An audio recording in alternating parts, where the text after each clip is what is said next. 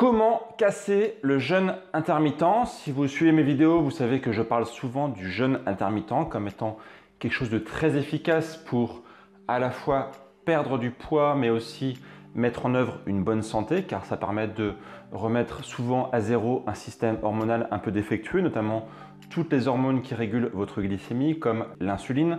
Mais peut-être que vous demandez aujourd'hui comment finalement on va pouvoir casser le jeûne, autrement dit reprendre une alimentation normale après avoir mis son corps au repos pendant plusieurs heures. En fait, vous allez voir qu'il n'y a pas de grand mystère. Ça va être en grande partie basé sur des principes essentiels que je vous enseigne sur cette chaîne aussi, qui est basé sur une alimentation santé, une alimentation de type paléo. Déjà, deux grosses erreurs qui peuvent souvent revenir lorsqu'on casse le jeûne intermittent. La première, c'est de trop manger et la deuxième, c'est de ne pas assez manger. En fait, il va falloir trouver un juste milieu. Première raison, surmanger, manger beaucoup trop, c'est normal. Parfois, lorsqu'on débute le jeûne intermittent, on peut avoir cette sensation de privation qui en fait est fausse, mais qui est un a priori, qui est une sensation qu'on peut très bien avoir après avoir mis son corps au repos pendant de très longues heures. Et l'envie qu'on va pouvoir avoir, ça va être de manger beaucoup afin de reprendre beaucoup de calories parce qu'on a eu l'impression d'avoir été privé de nourriture. La deuxième erreur, c'est de ne pas assez manger.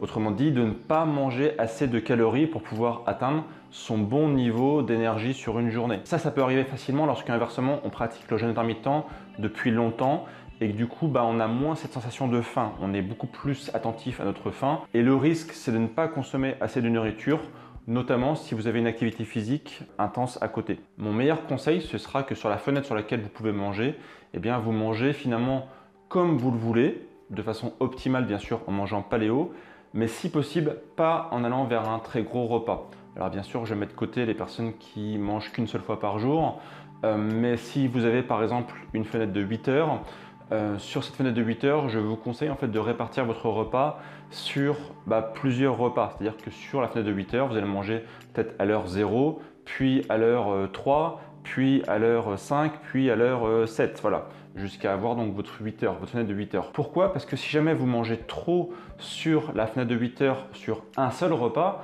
le risque que vous pouvez avoir, c'est d'une part justement de vous gaver de nourriture et d'autre part d'avoir justement des ballonnements parce que vous avez beaucoup trop mangé, beaucoup trop rapidement et donc ça c'est pas bon pour la santé. Donc vaut mieux manger des petits repas sur votre fenêtre de repas et ces repas donc seront à la fois bien sûr sains ici et seront pas trop consistants afin justement de ne pas avoir cette sensation de sur-remplissage. Dans tous les cas, vous devez manger suffisamment et à satiété. Lorsque votre fenêtre de repas se termine, vous devez être tout à fait OK vis-à-vis de ce que vous avez mangé.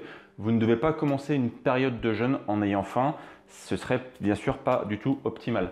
Donc vous devez manger à satiété, c'est très important. Comme je vous le disais en introduction, la meilleure alimentation possible pour casser le jeûne, c'est l'alimentation paléo. Des bonnes protéines, des bons lipides et des bons glucides. Si jamais vous cassez votre jeûne avec un énorme cheeseburger et des frites et qu'après 5 heures après vous prenez une pizza, clairement vous allez foutre en l'air les avantages du jeûne.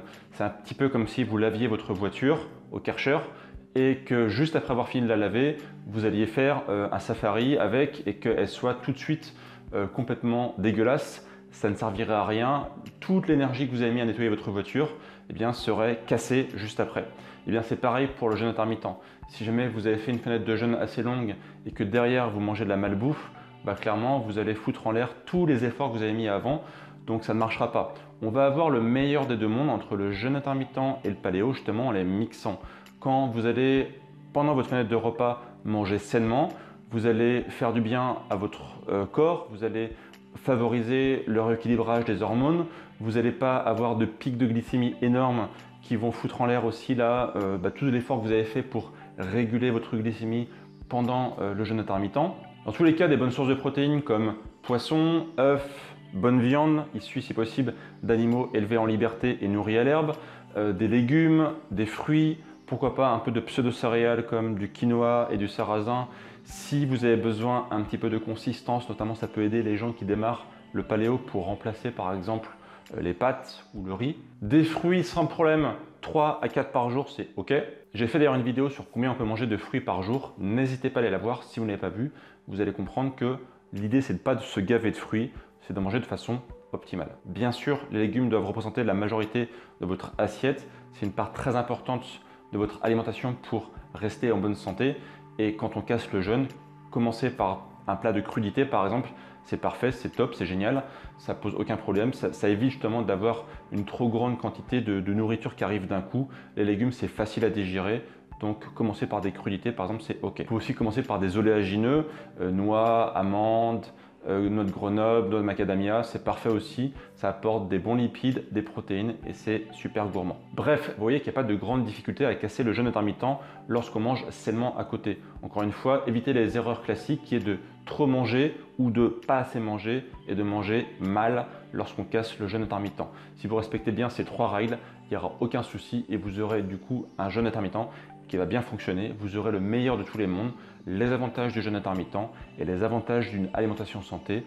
Le combo de tout ça va vous mettre dans les meilleures conditions pour avoir la meilleure santé de votre vie. Question du jour, de votre côté, quel type d'alimentation vous consommez lorsque vous cassez le jeûne intermittent? Dites-moi ça en commentaire, on pourra en discuter ensemble dans l'espace commentaire. Si vous souhaitez en savoir plus sur le jeûne intermittent, je vous mets une vidéo ci-dessous, n'hésitez pas à aller la voir. Pensez à vous abonner à la chaîne YouTube de BeMove.